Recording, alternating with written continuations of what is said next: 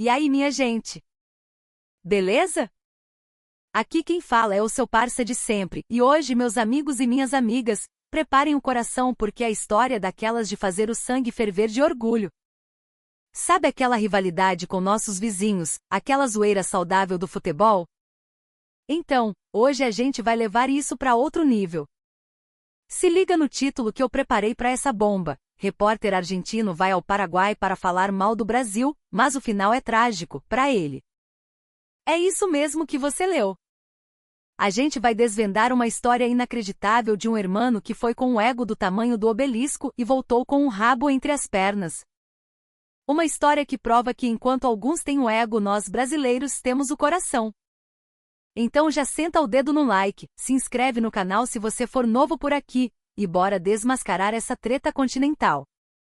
A nossa saga começa em Buenos Aires, nos corredores frios e modernistas de uma grande emissora de TV. Lá trabalhava Javier, o jornalista que era a personificação do estereótipo portenho. Cabelo impecável com gel, terno bem cortado, e um ar de superioridade que parecia dizer: nós somos a Europa da América do Sul, o resto é selva. Para Javier, o mundo se dividia em duas partes: a Argentina, um bastião de cultura e sofisticação, e o resto do continente, um amontoado caótico de brasileiros e outros povos menos evoluídos. Um dia, numa reunião de pauta, Javier teve uma ideia que ele considerou genial. Ele queria produzir um documentário especial para o seu programa, um quadro que exaltava o poder e a influência da Argentina pelo mundo. O destino escolhido? O Paraguai.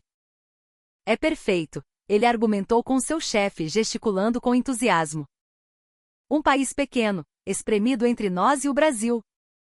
Vamos fazer uma série de entrevistas de rua, mostrar como a nossa cultura, a nossa economia, o nosso estilo de vida são muito mais aspiracionais para eles do que a bagunça brasileira. No fundo, a motivação de Javier era outra.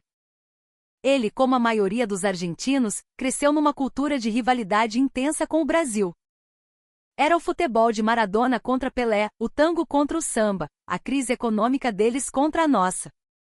Era uma necessidade patriótica provar que a Argentina era superior. E o Paraguai, na sua visão, seria o palco perfeito para essa consagração. O plano era simples: chegar lá e coletar depoimentos que confirmassem sua tese. Ele queria um paraguaio dizendo: claro que preferimos a Argentina, com sua cultura europeia, seus vinhos, seu tango, para depois cortar para uma imagem de carnaval ou funk insinuando o caos brasileiro. O chefe de Javier, um homem pragmático que adorava números de audiência, bateu na mesa. Excelente, Javier! Uma ideia fantástica! O público vai amar ver o nosso prestígio reconhecido. Vai gerar um patriotismo enorme. Javier começou sua pesquisa pré-viagem. Viu que de Buenos Aires ou de São Paulo, um voo para Assunção levava poucas horas. Nossa, nem é tão longe assim esse lugar, pensou com um pingo de desdém. O que mais o intrigava era a relação do Paraguai com o Brasil. Ele via os números do comércio, a influência cultural, mas para ele, tudo aquilo era superficial. Com certeza é uma relação de interesse. Os paraguaios devem estar cansados da informalidade brasileira do jeitinho. Eles anseiam pela nossa seriedade, pela nossa força. Ele confidenciou à sua equipe, um cinegrafista e um produtor tão arrogantes quanto ele. Para Javier, o Brasil era um gigante barulhento, enquanto a Argentina era um titã silencioso e elegante. E ele ia provar isso. Com as malas prontas, cheias de roupas de grife e preconceitos, Javier e sua equipe embarcaram para o Paraguai, certos de que voltariam com uma vitória esmagadora para a Argentina. Mal sabiam eles que estavam voando direto para uma aula de humildade. Assim que desembarcaram em Assunção, a equipe de Javier foi para a rua, pronta para caçar suas respostas. Vamos começar por aqui, perto do museu. Tem bastante movimento, é um bom lugar para filmar, disse Javier, ajeitando a gola da camisa. O primeiro entrevistado foi um homem de meia-idade que trabalhava como curador no Museu Nacional de Belas Artes. Era um homem culto, de fala calma. Senhor, já que trabalha no museu, poderia nos falar um pouco sobre a história do Paraguai? Javier começou com um tom professoral. O homem sorriu e começou a falar. Contou sobre os tempos pré-colombianos, a chegada dos espanhóis. Mas quando o assunto avançou para os séculos seguintes, sua expressão ficou séria.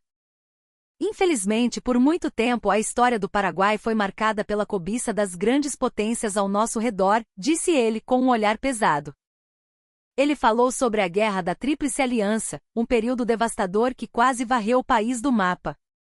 Javier ouvia impaciente. Aquela aula de história não era o que ele procurava. Ele precisava de sua manchete. Por fim, interrompeu. Muito interessante, senhor. Mas me diga, hoje no século XXI, entre seus dois grandes vizinhos, Argentina ou Brasil? Qual país vocês sentem que é um parceiro mais próximo? Javier inclinou o microfone, um sorriso vitorioso já se formando em seus lábios. A resposta veio como um soco no estômago. Brasil, disse o curador, sem um pingo de hesitação. Com certeza, o Brasil. Acho que a maioria dos paraguaios responderia o mesmo. Javier ficou paralisado. O cinegrafista baixou a câmera confuso. Como assim? Gaguejou Javier. Isso não faz sentido. A Argentina é uma potência mundial, uma referência. O Brasil é. O curador o olhou com uma expressão que misturava pena e surpresa. Meu jovem, a história de um povo não é feita de manchetes, mas de memórias. E as nossas melhores memórias recentes foram construídas com o Brasil. Mas sabe, tem alguém que pode te explicar isso muito melhor do que eu. Ele anotou o endereço num papel. Procurem meu avô, Alejandro. Ele viu com os próprios olhos a diferença entre uma promessa e uma mão estendida. Javier, sentindo o roteiro de seu programa desmoronar, decidiu seguir a indicação. Chegaram a um bairro simples com casas coloridas e crianças jogando bola na rua. Encontraram o senhor Alejandro sentado numa cadeira de balanço na varanda, tomando um tereré. Era um senhor de idade avançada com a pele marcada pelo sol e pelo tempo, mas com olhos incrivelmente lúcidos e um sorriso gentil. Ele os convidou para entrar e, com a hospitalidade típica do povo paraguaio, ofereceu-lhes um lugar para sentar. Então vocês são da Argentina? E querem saber sobre o Brasil? Ele começou com a voz rouca mas firme. Pois sentem que a história é longa. A história de Alejandro começou em meados do século passado. Ele era apenas um menino, vivendo com os pais numa região rural e pobre do Paraguai, perto da fronteira. A vida era dura, sem eletricidade, sem oportunidades. Nós éramos esquecidos aqui, contou ele. Até que um dia começaram a chegar uns homens diferentes. Falavam um português enrolado, eram barulhentos, riam alto. Eram os brasileiros. Vieram para construir uma coisa que ninguém acreditava ser possível, a hidrelétrica de Itaipu. No início, contou Alejandro, havia muita desconfiança. Os paraguaios, calejados por uma história de exploração e guerras, viam aqueles estrangeiros com um pé atrás. Pensávamos, lá vem outros para levar o que é nosso e não deixar nada em troca. Mas, para a surpresa de todos, o que aconteceu foi o oposto. Os engenheiros e operários brasileiros não chegaram como conquistadores. Chegaram como parceiros. Eles não ficaram em alojamentos de luxo, separados de nós. Eles moravam perto, comiam a nossa comida, ensinavam o que sabiam e aprendiam conosco, disse Alejandro, com os olhos marejados de lembrança. Eles nos ensinaram a operar máquinas que nunca tínhamos visto, nos deram empregos dignos. Meu pai, que era um simples agricultor, se tornou um operário qualificado. Eu, menino, vi aquilo tudo e sentia orgulho. Javier ouvia, fascinado e cada vez mais desconfortável. Aquela narrativa não se encaixava em sua visão de mundo. Alejandro então chegou ao clímax de sua história.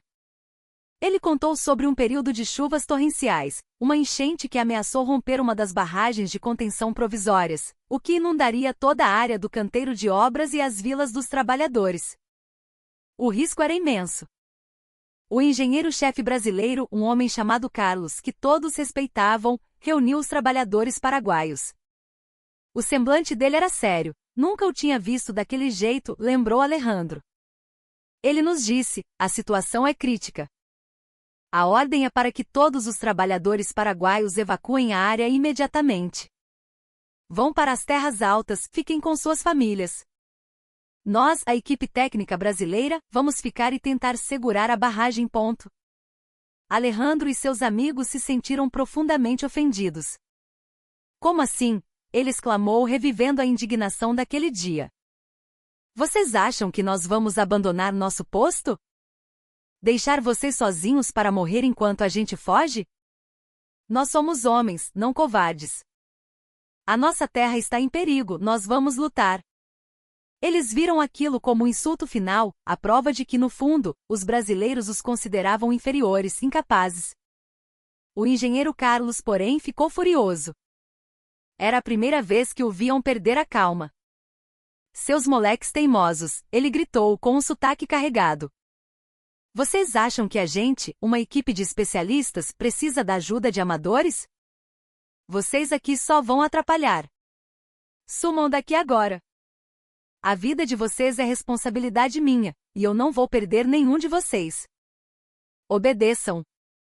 Humilhados e com o coração partido, Alejandro e os outros paraguaios se retiraram. As memórias de amizade, das feijoadas de domingo, das partidas de futebol no fim de tarde, tudo parecia uma mentira. No fim, pensou Alejandro, eles são todos iguais. Nos usam e depois nos descartam. Enquanto se dirigiam para o abrigo nas colinas, eles cruzaram com outros técnicos brasileiros que passaram por eles de cabeça baixa sem dizer uma palavra.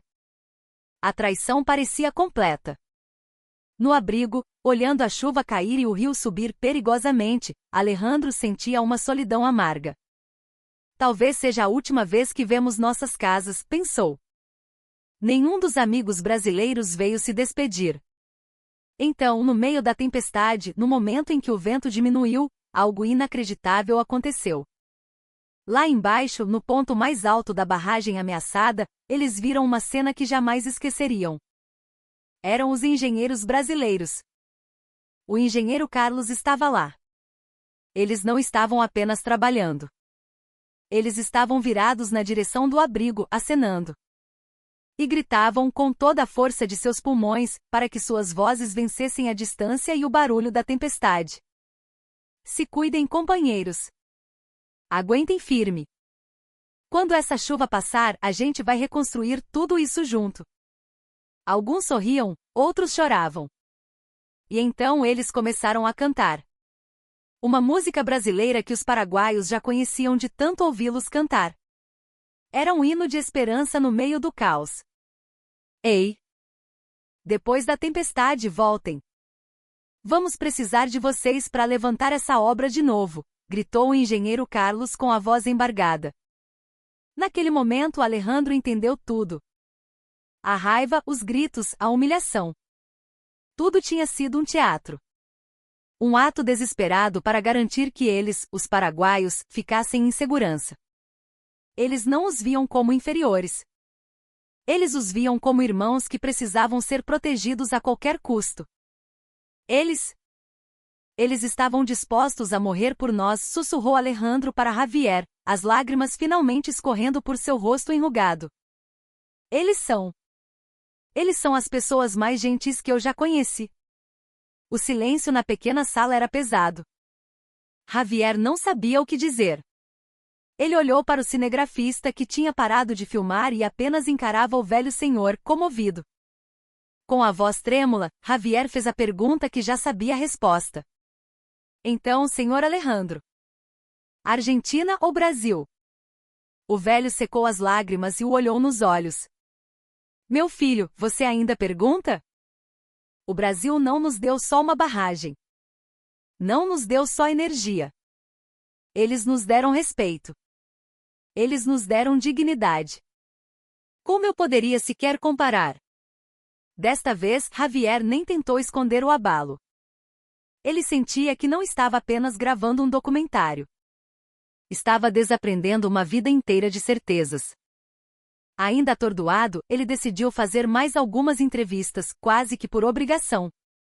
A próxima foi com uma dona de casa, Isabel, que voltava do mercado. Ela era falante e simpática. Ah, da Argentina. Que legal! podem perguntar o que quiserem, disse ela ajeitando as sacolas. Javier, tentando recuperar o controle, começou a falar sobre cultura. E mais uma vez o Brasil apareceu. Isabel contou que seus filhos eram loucos por Anitta e Luan Santana, que ela não perdia um capítulo da novela das 9 da Globo, e que usava várias palavras em português no seu dia a dia. Aqui na fronteira, a gente vive num portunhol, só, né? É tudo misturado.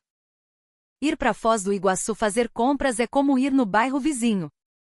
O Brasil não é um país estrangeiro pra gente, é a casa do nosso vizinho gente boa. Quando Javier fez a pergunta fatídica, ela riu. Ah, meu querido, é claro que é o Brasil. Eu amo o Brasil. A última entrevista foi a pá de cal na arrogância de Javier.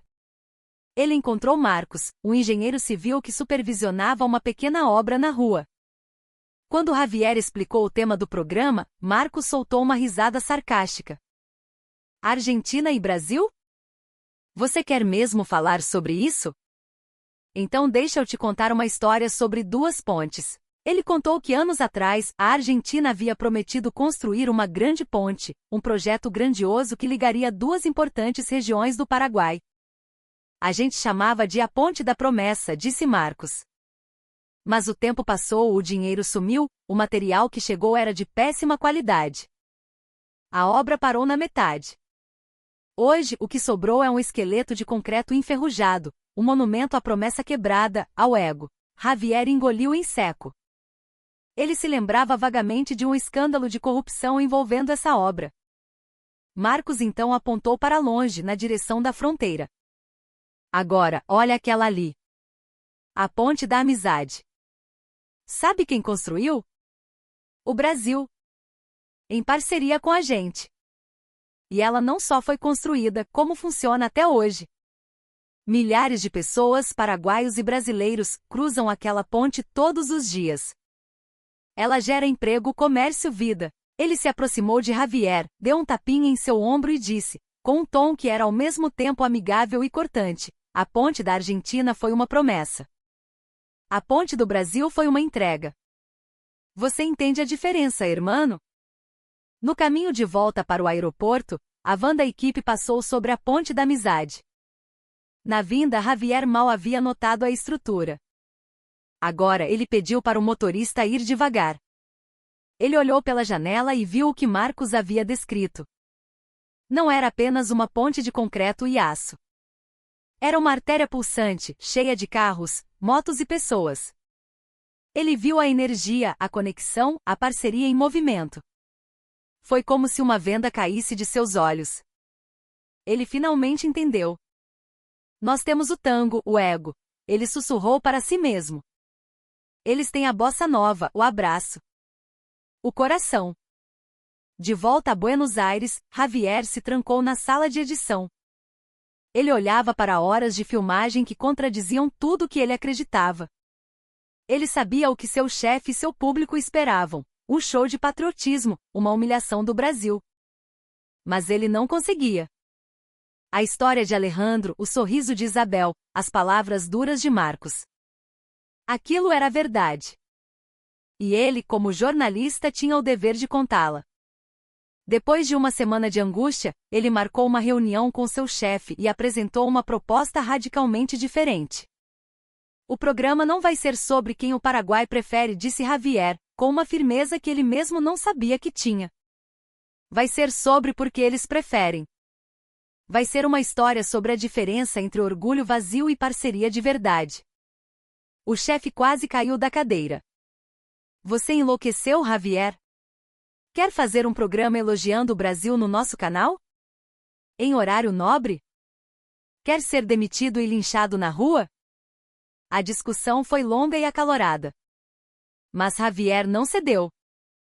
Ele falou com uma paixão que seu chefe nunca vira. Falou sobre a ponte, sobre o engenheiro Carlos, sobre a dignidade. Se não contarmos essa história, não somos jornalistas. Somos só propagandistas baratos.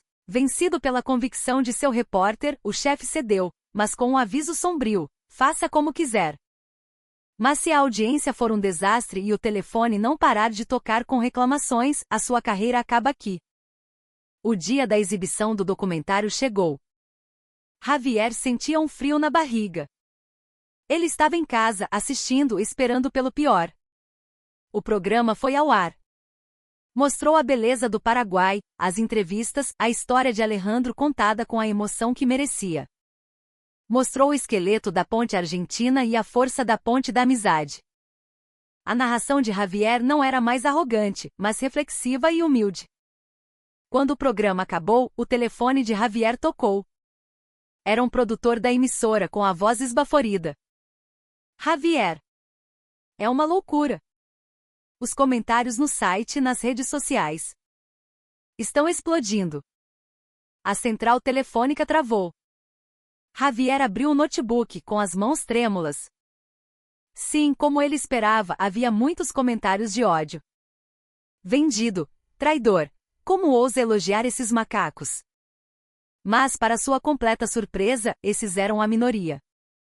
A grande maioria das mensagens era de argentinos chocados, curiosos, comovidos. Eu nunca tinha parado para pensar nisso, dizia um. Será que somos tão arrogantes assim? Perguntava outro. Que história incrível a desse senhor Alejandro. Me fez chorar, confessava uma mulher. Preciso conhecer essa tal ponte da amizade. Preciso ver com meus próprios olhos. O programa não foi um fracasso. Foi um fenômeno. Ele não gerou ódio, gerou debate. Gerou uma autocrítica que a Argentina raramente se permitia ter. A carreira de Javier não acabou. Pelo contrário, ela foi transformada. Ele se tornou um dos jornalistas mais respeitados do país, conhecido por sua coragem e sua busca pela verdade, por mais dolorosa que fosse. E aí, galera? Viram só que tapa na cara com luva de pelica? Que história! Enquanto o nosso irmão foi lá com o peito estufado, achando que era o rei da cocada preta, o Brasil, na sua história com o Paraguai, chegou como? Chegou na humildade, cara. Chegou com a mão na massa, com um prato de feijoada para dividir e uma viola para tocar no fim do expediente. A história do Javier nos ensina uma lição gigante. O ego constrói muros e pontes quebradas. O coração. O coração constrói hidrelétricas, constrói futuros, constrói pontes de amizade que duram para sempre. E a nossa ponte, meus amigos, é de amizade de verdade. Isso, para mim, é o verdadeiro orgulho brasileiro. Um salve gigantesco para os nossos irmãos do Paraguai. Vocês são show de bola. Tamo junto sempre. E para você que ficou até aqui, deixa aí nos comentários, o que você achou dessa história? Já conhecia essa parceria forte entre Brasil e Paraguai? Manda esse vídeo para aquele seu amigo que adora uma treta saudável com os argentinos. A gente